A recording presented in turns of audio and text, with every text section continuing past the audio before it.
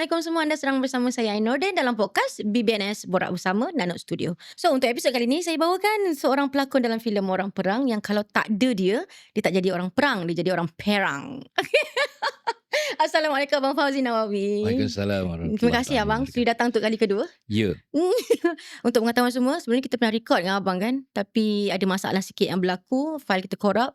So dengan dedikasi dan komitmen yang ada, Abang datang lagi sekali. Terima kasih Abang Fauzi sebenarnya kali Nawawi. ketiga dah. Hah? Kita janji. Kali kedua tu hari yang nak record tu ada pula kematian. Oh, So okey. ini kali ketiga ni baru jadi ni. So hopefully jadi So kali banyak ni. dugaan dan Banyak halang juga dah. nak So keluarkan hari, Abang Fauzi punya. so maksudnya kita berperang dengan segala masalah untuk menyiapkan program ni. Ya betul, Kan? bukan saja di set, Bukan saja di set. dah habis syuting pun berperang Dalam juga. kehidupan kita pun sentiasa kita berperang dengan berbagai masalah kan. Ya betul. Okey Abang, waktu Abang di offer untuk berlakon filem orang perang, Okay. waktu tu apa yang abang bayangkan, apa yang abang fikir? Waktu tu tak dapat skrip lagi kan, baru di offer kan. Apa abang rasa? Saya rasa filem orang perang ni bila diceritakan dasar filem ini adalah tentang kenegaraan, filem patriotik, filem ketika mana negara kita masih lagi belum merdeka, filem di mana negara kita masih dijajah oleh komunis. Betul. So saya minat filem ni sebab saya memang benci dengan komunis. Bukan saya benci kaum tu, tapi adalah ideologi komunis ni. Di mana mereka ni kalau boleh macam Belanda dapat tanah kan, semua benda nak dia punya. So saya terima ni adalah salah satu sebabnya, sebab itulah Nak sebab menunjukkan rasa. sebab semangat sayangkan bangsa dan negara saya tu. Mungkin ini adalah satu saya punya perjuangan sebagai anak seni di dalam bidang industri seni, kita lah. industri Okey. ni. Berbual tentang anak seni, abang dalam industri dah lebih 20 tahun. Betul? Betul. Ke kurang sikit? Tahun 96 dah 30 tahun dah. Oh, lebih bukan kurang, dah 30 tahun abang dalam industri. Abang berlakon, abang pengarah dan abang pernah juga jadi penerbit kan? Ya, Abang ada company production before this? ada sebelum ni. Dan apa yang berlaku sebenarnya? Apa yang berlaku sebenarnya, sebagai seorang pelakon, bila dia ada ada sesebuah syarikat, maknanya dia kena run the company, dia tak boleh bagi kepercayaan sepenuhnya kepada pekerja. Dan bila saya sibuk berlakon, siapa yang akan menguruskan syarikat? So kebanyakan duit berlakon saya habis pada company. Oh, abang berlakon dapat payment, saya labur dekat company. So Okey. company tu dia keluar duit, bayar itu bayar ini tanpa ada apa-apa pulangan. Oh, tak ada income, Tak duit ada duk keluar income. je. Okey, Ya. alright. Sebab waktu tu kita nak pergi bersaing dengan syarikat-syarikat besar, produksi-produksi yang dah memang bertapak lama dekat Okey. Malaysia ni. Memang sangat susah. Sebab mungkin yelah, business is about networking. Okey. Networking ni bila kita dah bina kabel, kita kena ada kabel. Bisnes Macam pun mana mesti pun, ya. kena ada kabel. Betul. So nak kenal the big boss, orang yang menguruskan, orang yang meluarkan projek ni, bukan masa kita nak pergi menyembah dan meminta. So, bagi saya lebih baik saya berlakon je lah. Okey, pada tahun bila bang abang buka production tu? Saya rasa kalau tak silap tahun 2009. Okey, pada waktu tu organisasi yang ada, abang rasalah pandangan abang yang ada dalam industri, organisasi tu tidak membantu ke producer-producer company-company baru, ke tak dapat information, tak tahu ke macam mana? Saya tak dapat information dan kita juga berkawan hanya di kalangan pelakon saja. Saya Okey. tak berkawan dengan penerbit Okey. kan. So mungkin itu salah satu sebabnya lah. Dan mungkin saya tak pandai bodek kot. Oh, nak jadi penerbit kena pandai bodek Itu abang nampak kat situ lah. Mungkin lah. Oh, okey. Oops. Alright. Okey. Abang tahu kan filem orang perang dapat 18, klasifikasi 18. Saya baru tahu. Okey. Jadi saya nak tanya pandangan abang sendiri sebagai seorang abang abang pernah jadi penerbit, ada company sendiri, abang pengarah. Kenapa satu filem kenegaraan dapat 18 klasifikasi dia, tapi filem gangster berdapat 13? So pandangan abang, orang lama dalam industri, kepada orang baru macam saya ni, sebab apa bang benda tu berlaku sebenarnya? Saya nak komen secara terperinci itu bukan kepakaran saya. Okey. Tapi kalau ikut dari segi pengalaman, filem-filem patriotik, macam filem Bukit Kepong, Okey. Lieutenant Adnan, filem Embun. Okey. Even Embun, filem Embun sendiri pun pernah ada scene uh, yang ya kontroversi. kontroversi Ya. juga lepas kan. Mm-mm. So kalau filem orang perang ni saya tak nampak keganasan dia kat mana. Itu adalah sebuah cerita di mana ketika mana negara kita dijajah oleh komunis, itulah Itu yang keganasan berlaku. yang Ya. berlaku. Mm-mm. Dan saya nampak cerita ini cuba nak pamerkan kepada generasi Gen Z sekarang ni especially, untuk mereka mengetahui supaya perkara begini jangan berlaku lagi. Ya. Kan? Mm-mm. Sedangkan kita sendiri sekarang ni pun seolah-olah seperti dijajah, kan. Kena sedar perkara tu. Mm-mm. Perkara yang tersirat dan tersurat. Mm-mm. Jadi kalau diberi 18 Macam mana budak tu, sekolah nak pergi tengok ya macam kan? mana budak umur SPM nak pergi tengok, Mm-mm. budak umur 15 tahun, macam Ya. mana kita nak bina semangat patriotik tu Mm-mm. dalam semangat generasi muda. Ya. Saya harap pihak lembaga penapisan filem dapat mengkaji dan meneliti semula Mm-mm. di mana filem ini boleh pergi ke 13 at least. Mm-mm. Dapatlah anak-anak saya ataupun cucu-cucu saya menonton nanti di panggung wayang, InsyaAllah.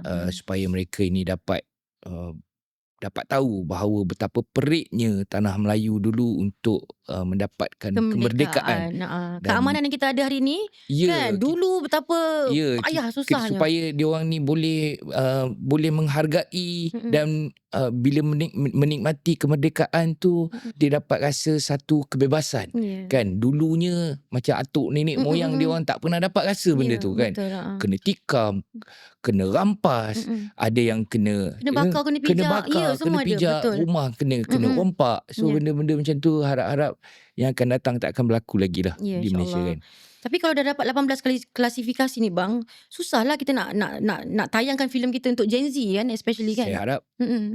selepas keluarnya podcast ni, LPF berlembut hati. ada LPF berlembut hati. So maknanya pihak Finas juga dapat memberi sedikit sokongan. Ya. Kalau tak dapat banyak, sedikit Sikit sokongan pun cukup lah. InsyaAllah. Apa yang kita cakap, apa yang luahan hati kita ni, kita tak mampu nak pergi bercakap dengan setiap orang. Ya. Apa yang kita mampu, kita duduk bercakap dan kita biar semua orang tengok apa Pandangan kita. Ya. keluhan dan rasa hati kita kan. Okay. So insyaAllah ini InsyaAllah, mudah-mudahan kita doa-doakan InsyaAllah. Okay. Alright bang. Pasal filem orang perang, apa scene yang abang suka dan susah? Saya suka Satu, saya nak cakap dulu. Abang handsome dalam tu abang tahu kan? boleh tahan lah. Okay. Alright. Saya suka sebab ada perang-perang lah. Okay. Tembak-tembak, action. Cuma kurang suka sikit saya tak terlibat dalam tu. Fighting tu. Antaranya mungkin sebab faktor kesihatan saya masa tu. Ya. Dan perkara yang saya tak boleh nak lupakan, bila tengah syuting, hujan lebat dalam hutan tu, becak. Ya. Dan kita kena hantar pasir, kambus balik. Banyak kenderaan yang tenggelam, meredah hutan, pacat, nyamuk, semua bagai tu. Saya rasa semua production pun yang mana yang pernah buat filem-filem aksi yang begitu pernah lalui. Yeah. Tapi filem orang perang ni lainnya, because kita duduk dalam hutan tu dah tak boleh nak ke mana. Kan? Hujan duduk lah bawah kemah tu ramai-ramai. Menyorok kat mana pun tak boleh sebab keliling semua hutan. Yeah. Itu antara tak boleh lupa lah. Yang tak boleh nak lupakan lah. Okay, alright. Abang, kita nak berbalik sedikit tentang penglibatan abang dalam industri, kan? Macam mana abang start masuk dalam industri? Boleh kita borak sikit? Boleh.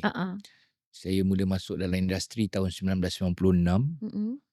Di mana masa tu saya kerja car rental, sebuah syarikat car rental. Jadi bila Sabtu Ahad ni saya cuti. Kenal lah seorang kawan memang bukan kenal lama lah, kawan dari sekampung, kampung dari kampung, okay, dari asal Kuala Kangsar, kawan saya ni. So jumpa dia di KL, dia kata nak ikut tak tengok syuting. Masa tu tengah popular cerita keris hitam bersepuk emas. Cerita silat kan bang kan tu? Ya, cerita silat. Cerita lakonan Abuse dan juga Abang Emma Manan.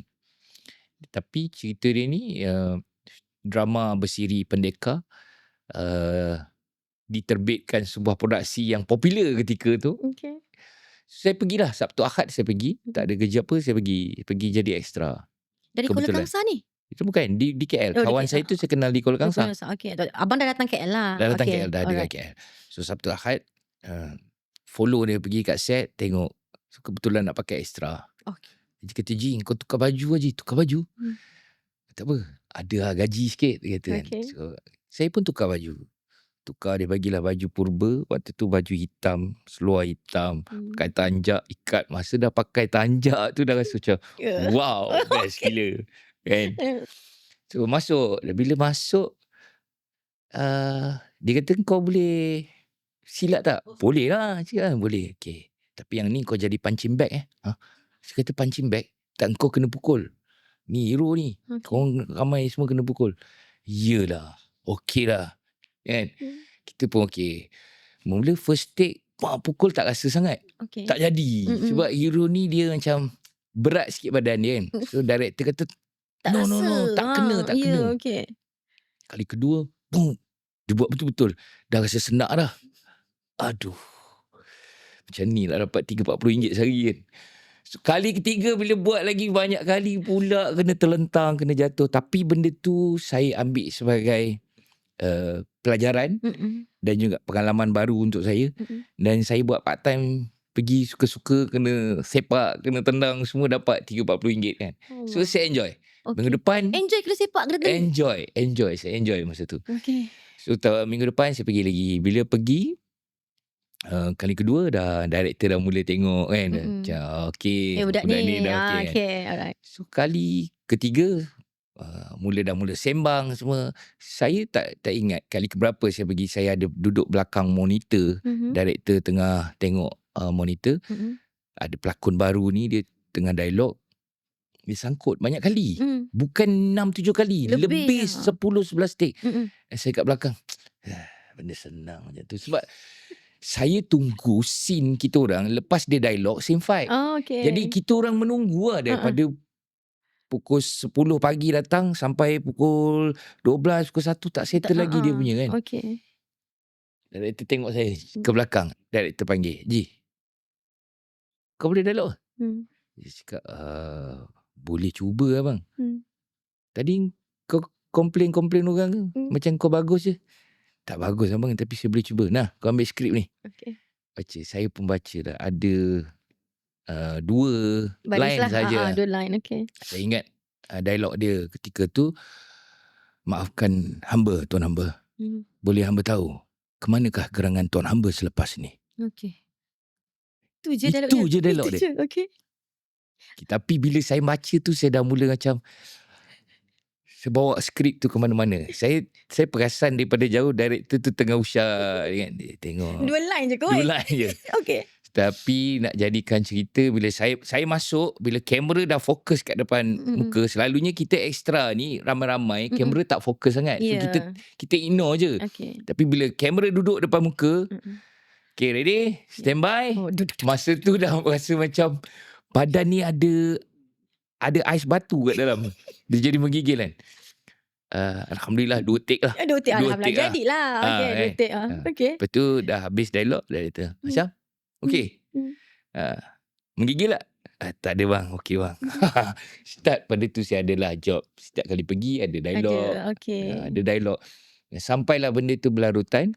Start pada tu lah tahun 96 tu. Waktu tu abang bujang single lagi lah waktu tu. Waktu tu dah. Dah kahwin dah? Dah kahwin. 96? Yeah. Umur berapa waktu tu? 96. Sekarang abang 40 kan? Sekarang ni 53.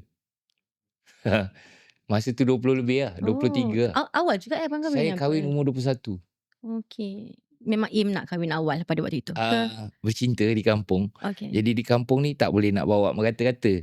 Kalau tak ada lesen. Okay. So nak tak nak kena beritahu mak. Sebab semua orang kenal kan kat kampung tu, saling kenal. Yeah. Okay. Dan kampung saya ni, Pantai Remis ni, kalau bercerita pagi, dia akan malam, petang nanti akan sampai kat mak saya lah. Kan? So kalau dia bercerita tu, maksudnya dalam seminggu tu kita akan viral lah. Waktu tu tak ada viral lagi. Tak ada media sosial. Okay, alright. So jadi nak tak nak, kahwin saya lah. kata kahwin lah. Itu sebab abang pindah ke Kuala Lumpur. Yeah. So abang buat 2 kerja lah. Maksudnya abang buat part time berlakon dan juga car rental. Kereta sewa. Okay. And then bila abang decide untuk berhenti car rental dan terlibat 100% dalam industri? Tahun 98 2 awal. tahun kemudian lah. 2 tahun Okey. kemudian bila saya nampak peluang cerah, Okey. income pun the best kan. Okey. So duit gaji pun saya tak usik. So saya decide untuk berhenti lah. Bila tahun 98 saya dah mula nak mencipta nama, dah dapat watak-watak utama semua. Malaysia dilanda kegawatan ekonomi 1998. Betul. Terduduk saya sekejap. Waktu tu saya nampak ramai artis-artis yang dah ada kedai celebrity corner. Kawan-kawan saya semua dah ada, dah standby warung-warung sendiri. Kita tak cukup modal. Macam mana nak berniaga kan? So nak tak nak saya decide saya ikut pengarah saya tadi tu yang ambil saya berlakon tu pergi ke Singapura. Oh, buat apa bang? Di Singapura saya ikut dia buat production lah. Dia dia mengarah, saya buat semua benda lah. Saya jadi prop, saya pernah jadi soundman kat Singapura. Saya pernah jadi assistant director. Semua benda. Apa saja job yang dia buat dengan channel Singapura tu semua saya. Maksudnya abang dah jadi pelakon dah waktu ni? Dah. Tapi abang sebab kegawatan ekonomi, abang terpaksa jadi kru. Ya. Sebab masa tu orang tak kenal pun lagi. Baru 2 tahun. Duduk pun dalam produksi itu saja. Saya tak nak sebut production mana. Tapi production tu dia memang terbitkan untuk RTM saja. Oh, okey. So TV3 tak kenal saya. Astro apatah lagi tak kenal saya kan. Ikutlah dia selama 98 sampai tahun 2000. Lama juga bang, 2 tahun 2 tahun. So abang kat Singapura selama 2 tahun tu lah. Ulang-alik lah. Family tinggal lah. Family tinggal lah. Oh, okey. Alright. Ulang-alik sampai tahun 2000. Kemudian patah balik ke Malaysia. Baru start balik berlakon dan juga buat stunt. Okey. So kat situ baru boom lah. Abang ingat tak projek pertama abang yang nama abang tiba-tiba menjadi sebutan? Ingat? Saya tak ingat projek ni. Ingat. Okay. Drama tu Refleksia. Pengarah dia Faizal Ishak. Saya ingat lagi. Pelakon dia ramai. Pelakon. Kenapa senyum ni sebab pasal pelakon dia? Pelakon dia ramai. Ramai lah. Okay. Saya minum kopi dulu. So ada benda ni. Aku nak kena korek lah apa benda dia ni. Kan. Kenapa bang? Apa je? Kita cut sekejap boleh tak? Sekejap ada call lah. Alright, okay. Kita kembali dalam podcast BBNS lepas ini.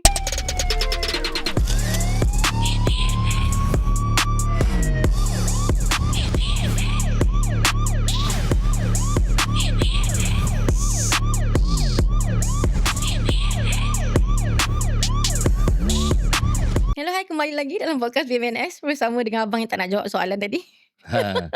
Okey abang, kita terus kepada soalan yang seterusnya. Okay. Pada waktu abang buat yang dengan RTM Refleksia tu, nama abang dah start melonjak naik. Kemudiannya ada satu dia momen. dan Cape Town. Okey. Dia dan Cape Town tu saya dilamar oleh satu company Ahmad Idham. Samarinda. Okey. First time saya pergi luar negara. Pergi Cape Town. Okey. Kan? Okey. So masa tu saya rasa macam okey dah. Ini sebenarnya nak jadi pelakon. Baru nak rasa lah nak jadi pelakon masa tu.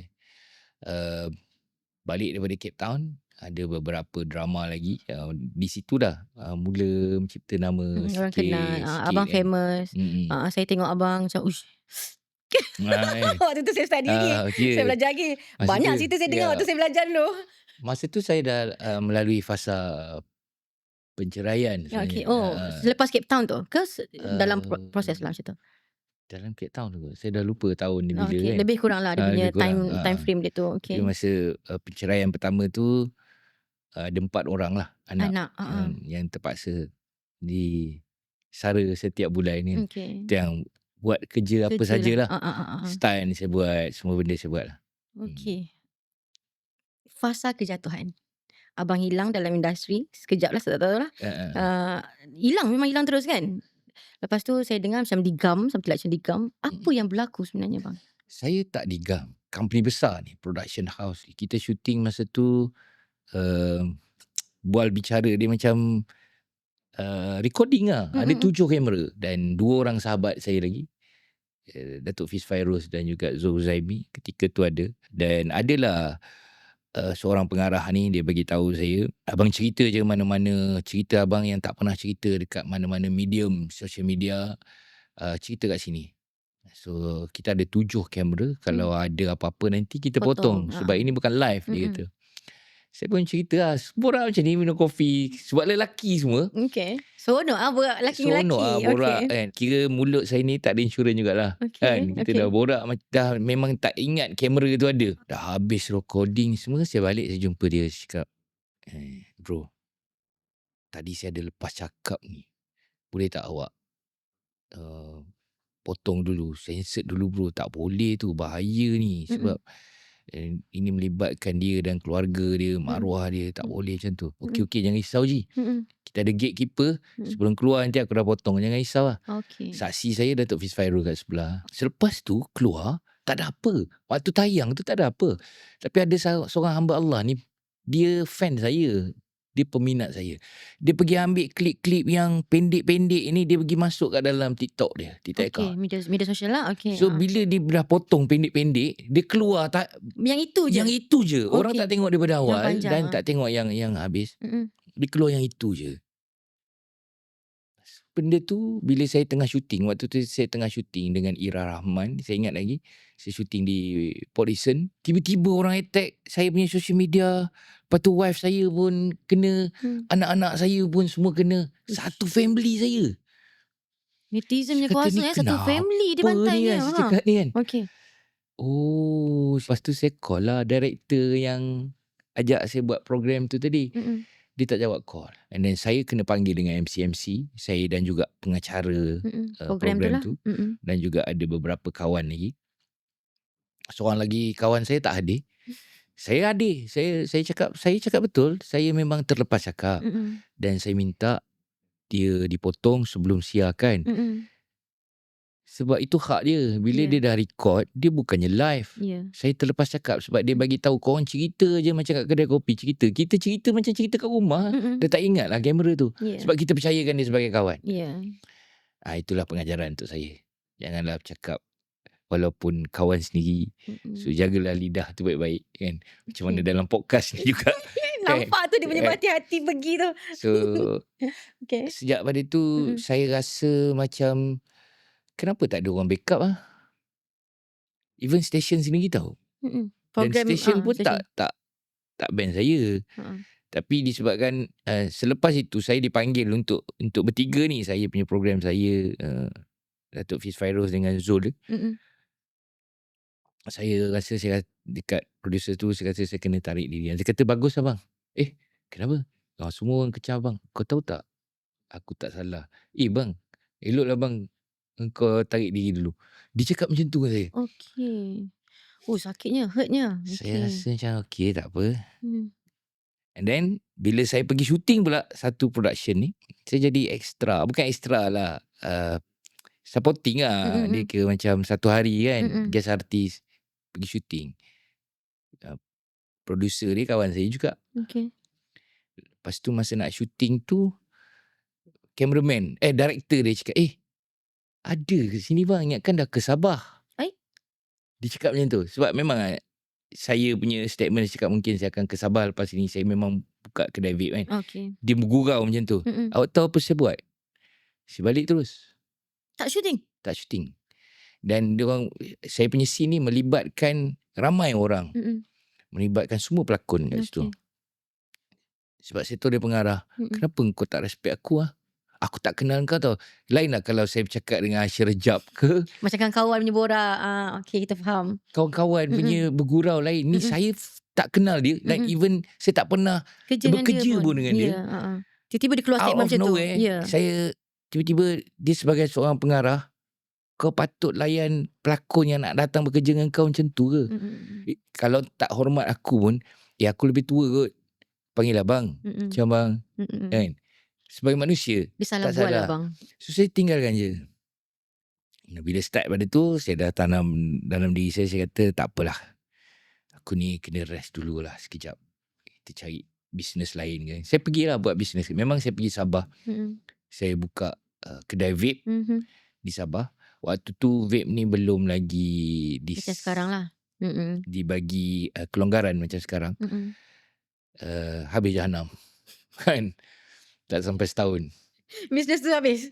Bisnes tu habis Okey, sebab waktu tu abang meninggalkan, family, abang tu dah kahwin dah kahwin kan? ada So ulang alik meninggalkan lah, ulang alik. ulang alik lah. So, waktu tu kan Kak Liz KK, dah? dengan Kak Liz. Kak Anak Liz saya jaga dekat sana, anak saya yang keempat, okey. saya sewa rumah kat sana, anak Mm. saya jaga dekat sana. So ada masanya saya akan pergi dan patah balik lah, ulang alik lah. Banyak bang duit habis bang waktu tu? Untuk modal untuk start duit tu? Duit simpanan lah, habis hampir 200,000. Sebab saya share dengan kawan sebenarnya. Dia keluar 200, saya keluar 200. Kita ambil kedai. Kita bukan nak buat kedai vape biasa, kita nak supply dekat kedai-kedai vape dekat Yang ada kat Sabah tu lah ya, waktu tu. sebab rasanya saya dengan kawan saya ni, dia seorang datuk juga, Okey. yang mula-mula bawa vape daripada Semenanjung pergi ke Sabah. Oh, baru nak open market, nak buka market. Ya. So keyakinan tu agak tinggi. Tapi tak apalah, biarkan dia di Tapi tak situ. apalah. Okey abang, kita nak cerita tentang peribadi abang sikit. Macam mana detik-detik pengenalan bersama dengan Kakak Liz Dawati? Pengenalan, saya memang salah seorang fan dia, Peminat Kak Liz Dah. Okey. peminat dia. Banyak kali dah terserempak jumpa, dekat Jom Heboh jumpa. Ketika tu dia sedang berada di Puncak lah orang panggil. lah. Ya. Dan saya masih lagi belum ada tapak waktu tu. Dan kita berkawan, kenal macam tu lah sebagai selebriti kan. Jadi ada satu projek ni saya buat skrip, saya hantar kat kawan saya, seorang producer, dia hantar pergi RTM, lulus. Oh, okey. Tajuk drama tu Amir Aiman. Jadi saya cakap saya mengarah, saya berlakon dan saya ambil Datuk Izlan Yusof Oh, okey. sebagai hero juga, dan kita ambil heroin dia Liz Dawati. So masa tu lah mulanya bibit-bibit perkenalan kita Dia dah yang lama lebih rapat. rancang, kita je yang lalai. Tak Okey. ada, tak rancang sebenarnya Okay. kan. Jadi buat cerita, saya mengarah, saya berlakon, dan di situ Kenal lah. kenal. Dan Bercinta bang? Bercinta macam orang lain bercinta ke? tak bercinta sangat lah. Kita okey. bahasa kita adik abang. Kan, saya panggil dia adik, dia panggil saya abang.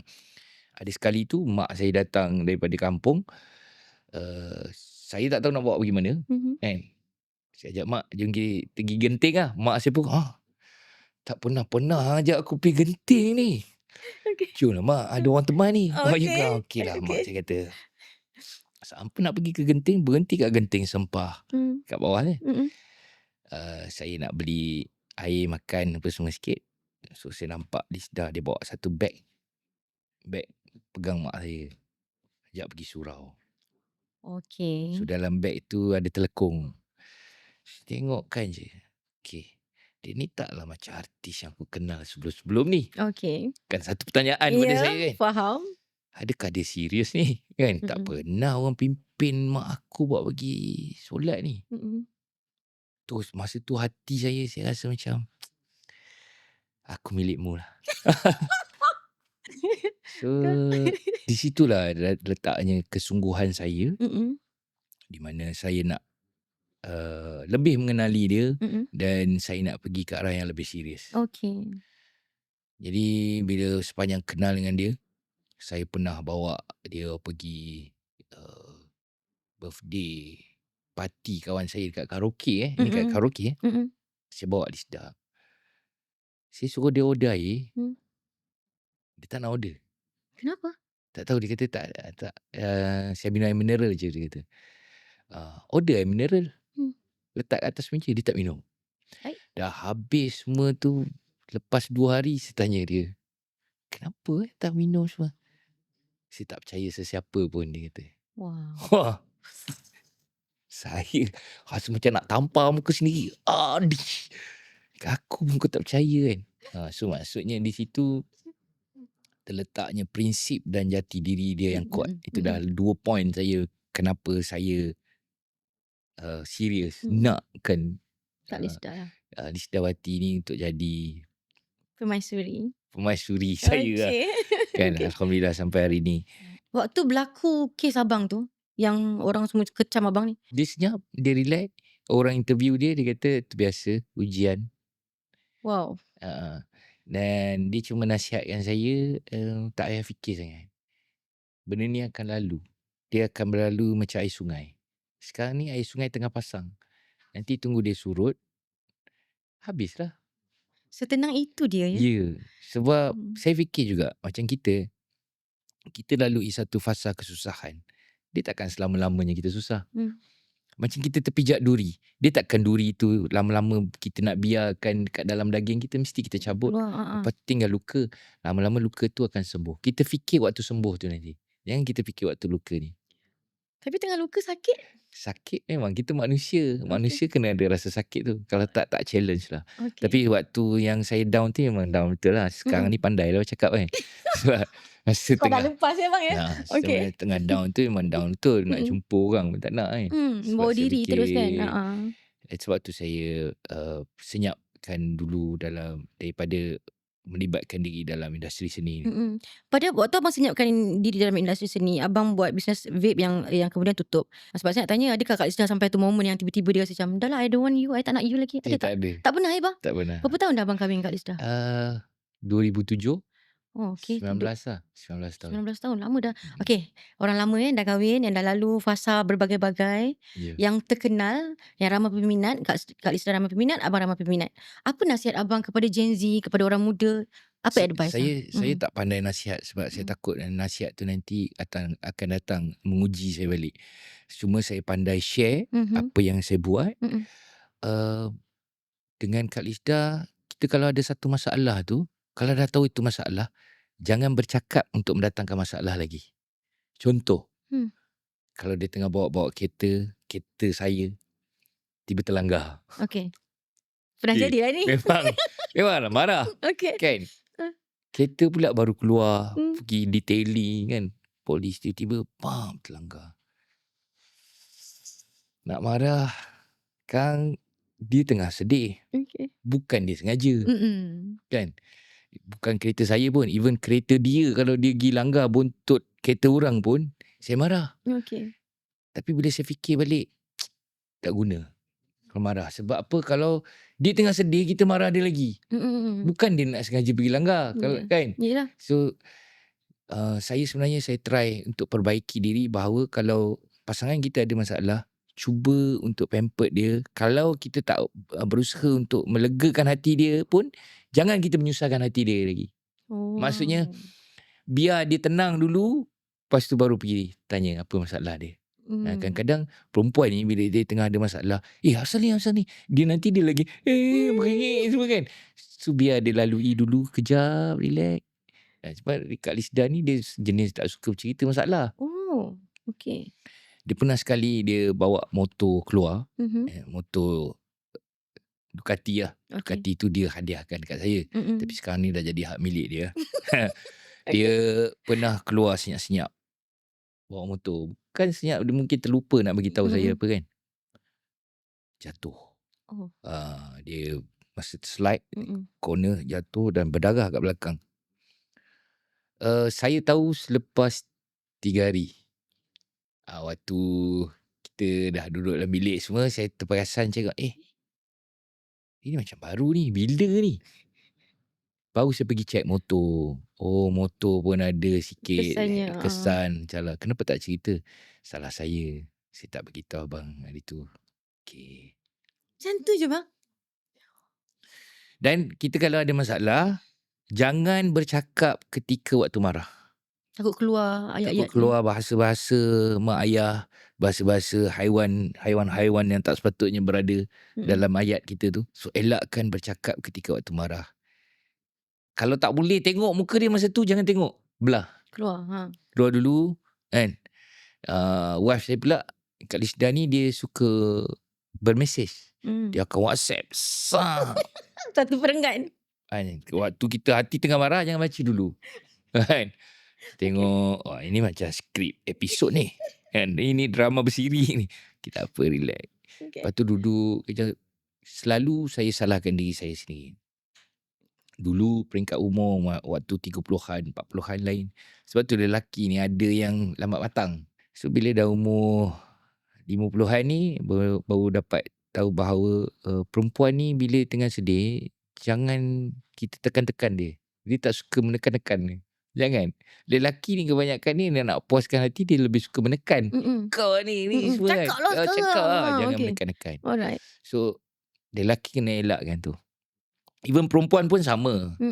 Elakkanlah. Awak Menekan-nekan. pergi mana semalam? Saya call tak jawab. Cuba jawab.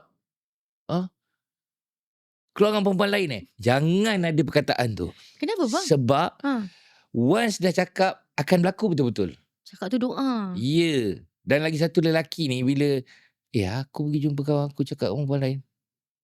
Bila dah 2-3 kali cakap benda sama, Aku buat lah. aku buat. Kau tengok aku buat. Asal tercabar ke? Kita beli beras kot. Memang dia masak. Abang beli beras je. Kan? Makanlah beras tu kalau macam tu. Okay, alright. Tu antara sedikit lah Okay. nasihat abang Dia kepada. macam drama episod lah kita sembang ni. Kan, seronok kan bang kan? Seronok. Okay, so nak tahu lagi sedikit tentang abang punya kehidupan keluarga. Sebab abang pernah keluarkan statement, family adalah kekuatan terbesar bang sebenarnya kan. Betul kan? Ya, betul. Okay, alright. Jadi nak tanya, apa kerisauan dan ketakutan abang yang terbesar sebagai seorang ayah? Saya cuma sentiasa doakan supaya saya sihat. Saya mampu bekerja. Kerana prinsip saya, kami bukan nak kaya. Kami cuma nak menumpang hidup. Jadi bagi saya, selagi saya ada upaya, selagi saya ada tenaga, ada pihak stesen ataupun produksi yang menginginkan bakat dan lakonan saya sedia berlakon. So saya tak nak anak-anak saya hidup terbiar. So alhamdulillah setakat ni dah 4 orang dah berkahwin. Abang dah jadi datuk kan? Datuk lah. Nah, dah ada cucu kan? Ada 4. Okay, alright. Datuk. Datuk, okay, alright. Itulah doa saya mengharapkan saya sentiasa sihat. Saya memang jaga kesihatan saya. Dan saya nak anak-anak saya yang mana yang masih sekolah ni, kalau boleh janganlah masuk dalam bidang seni, kecuali kalau dah minat betul-betul, macam mana yang 2 orang atas sebelum ni, yang yang terdahulu sebelum ni, dah 2 orang dah terlibat dalam industri seni. Sebab dalam bidang seni ni bukan mudah untuk dikenali. Dan bukan mudah untuk orang menghargai kita. Okay. Jadi abang memang nasihat kalau boleh anak-anak tak payahlah ikut jejak langkah abang dengan Kak Liz dah. Tak payahlah. Kenapa industri kita ada masalah? Industri kita tak banyak masalah. Tapi masalah pada diri sendiri nanti. Takut tak terbawa. Dalam keadaan dunia kita sekarang ni terdedah dengan pelbagai gejala-gejala sosial. Kan, social media. Sekarang ni umur 4-5 tahun dah boleh. Dah pandai dah. Dah pandai. Dah tengok gadget semua kan. Kalau kita tak lapis semua benda tu, apa akan berlaku? Ada tak dark side story yang dalam industri yang mungkin abang boleh kongsi sedikit dengan kita? Yang abang lalu sebelum-sebelum ni. Sebab abang dulu kan macam nakal. Dulu lah ni, kita cerita dulu. Kita minum kopi dulu. Kita minum dulu. Ni dah kali ke berapa dia minum kopi? Boleh kita sambung ke ataupun? Boleh ya? Kita sambung ya. Alright, jom. Okay, kalau ikutkan zaman abang melalui nak bina nama, nak cipta nama kan. Ada tak dark side story tentang industri yang orang tak tahu? Banyak sebenarnya. Tapi dululah. Ya, ni dulu. Sekarang tak ada lah. Okay. Especially kalau pengarah, penerbit. Yang lelaki mencari pelakon-pelakon baru, perempuan kalau nak mencipta nama dalam industri seni ni, kena layan producer dengan baik, layan pengarah dengan baik. Begitu juga lelaki. Ada juga producer-producer yang half-half. Kita pun banyak yang tak cerita. Oh, ada je bang. Ada. Okay. Tapi di negara kita ni kurang lah. Cuma ada lah. Ada. Okay, alright. Kan? So apa lagi dark side story tentang industri yang mungkin abang boleh kongsi? Dulu berlaku, sekarang tak berlaku.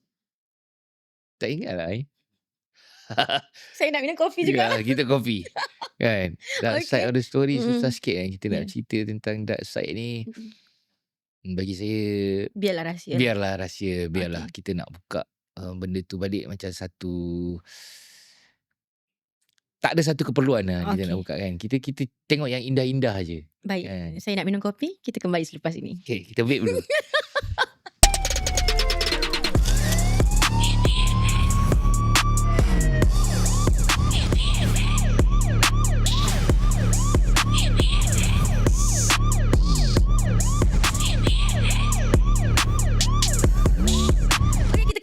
Podcast BBNS masih bersama dengan Abang Fauzi Nawawi yang tak senang duduk nampaknya di sini. Abang okey? Tak senang duduk, tak senang berdiri kan. Tapi bila bercakap tu rasa senang lah. Okey. Abang okey InsyaAllah boleh. InsyaAllah okey. Alright bang, kita nak pergi kepada industri kita sekarang lah. Tadi kita cerita zaman-zaman dulu kan, dark side yang dulu. Okay. Dark side sekarang ada abang? Tak pasti sebab saya dah tak keluar malam kan. Abang play safe. Tak play Okay. safe sebab saya pun dah tak banyak nak ambil tahu tentang hal orang lain. Bagi saya, kehidupan saya nak menjaga keluarga saya supaya anak-anak saya tidak melakukan perkara-perkara yang di luar batas kan. Okay. So lebih fokus pada keluarga lah saya akhirnya. lebih fokus pada keluarga. Ada tak abang rasa orang lama, abang saya panggil otai lah dalam industri orang lama, rasa kurang dihargai sekarang ni? Ke abang tak ada lalu benda tu? Ada lalu juga bang?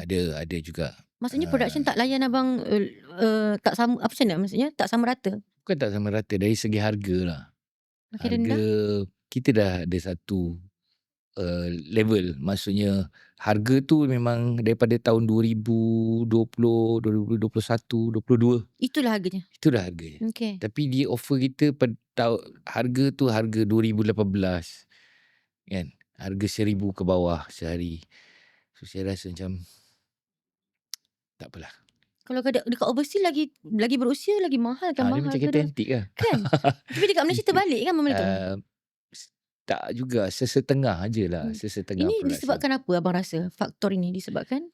Ini ada keselarasan kot. Keselarasan bayaran kepada artis-artis. Kan? Benda tu ya yang kena Siapa ada yang sepatutnya abang rasa organisasi yang sepatutnya menguruskan ini? Seniman, PFM, penerbit, Finas? Seniman dengan Finas dia kena ada keselarasan. Okay. Dan tak salah jugalah. Kadang ramai pelakon-pelakon yang tak daftar seniman pun ada. Okay. Kan? Tak salahkan seniman Macam mana lah. dia nak bantu? Macam mana kan? dia nak bantu? Kan? Contoh macam ada malapetaka berlaku pada seseorang artis tu. Macam mana dia nak salurkan bantuan, kebajikan. Sedangkan dia bukan ahli seniman. Ya, Tapi seniman ni kadang-kadang redah juga. Kan? Buat juga. Ya.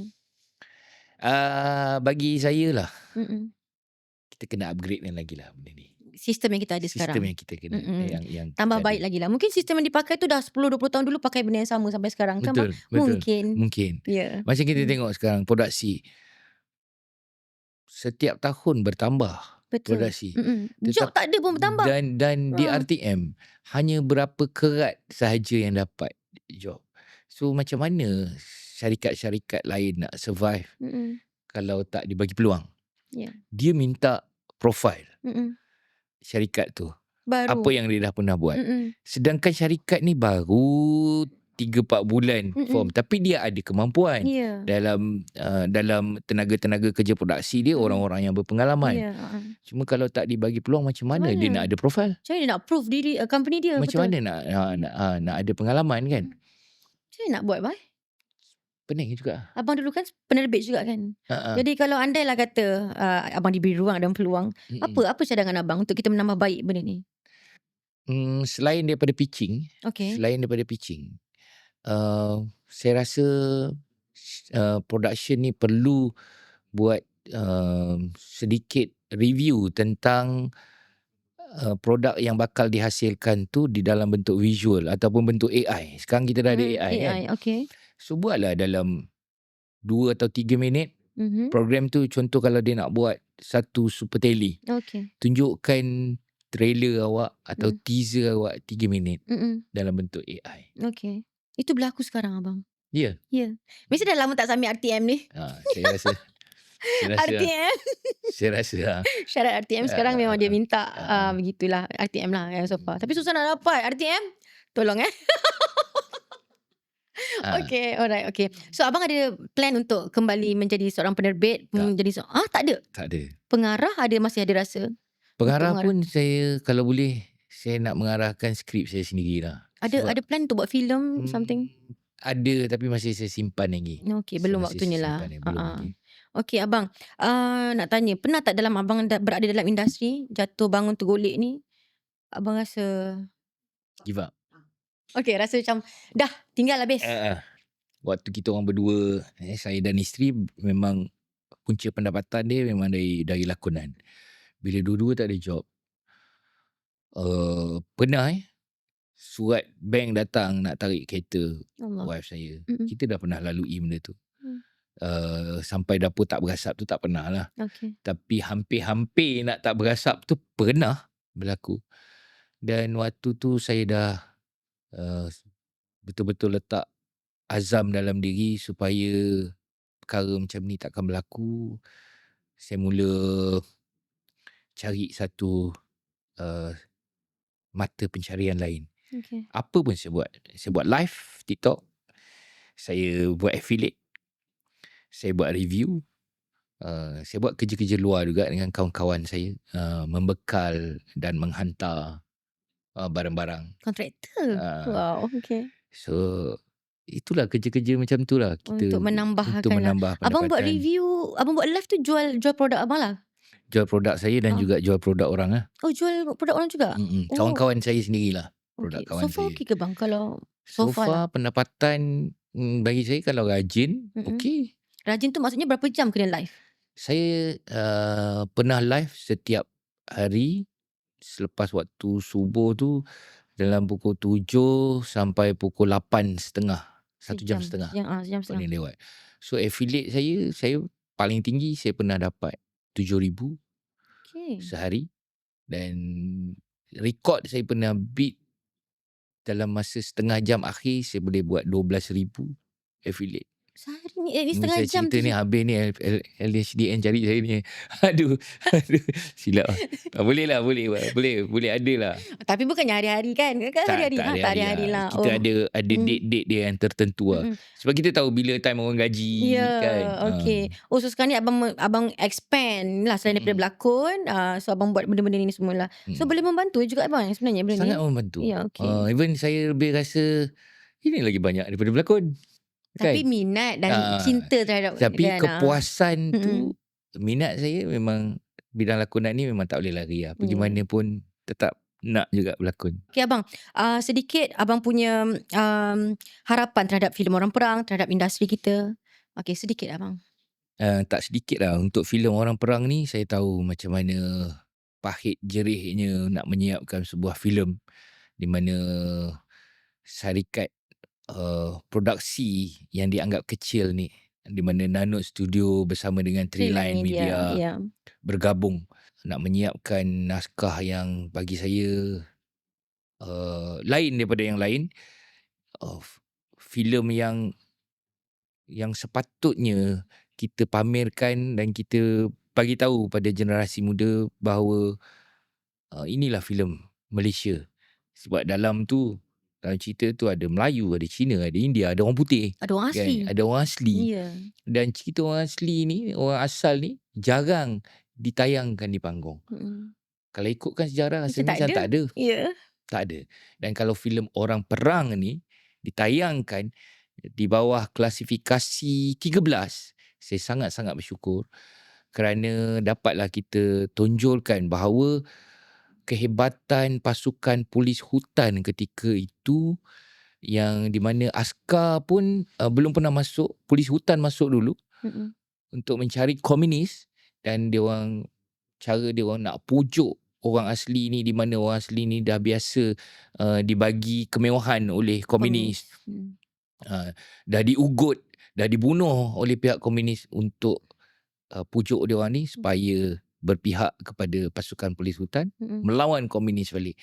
So filem ni unik. Kalau di Hollywood saya rasa filem ni akan diangkat sebagai sebuah filem kenegaraan.